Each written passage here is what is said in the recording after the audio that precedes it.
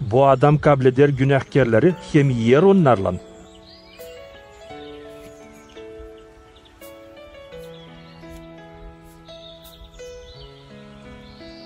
Kimin sizden var 100 koyunu? Da kaybeder birisini, bırakmıyor mu 99'unu kırda? Da gitmer mi arasın kayıp koyunu onu bulunca?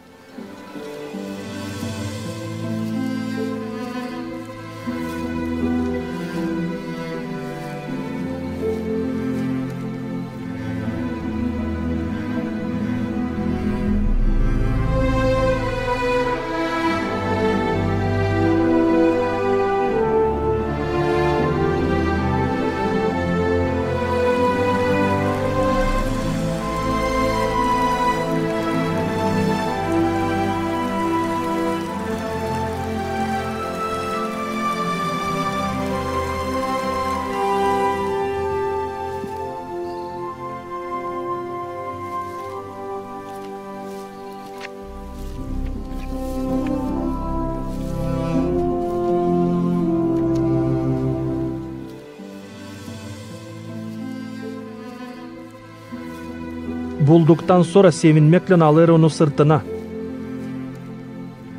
Gelip eve çağırır dostlarını hem komşularını da der: sevinin benimle. Zere buldum kayıp koyunumu.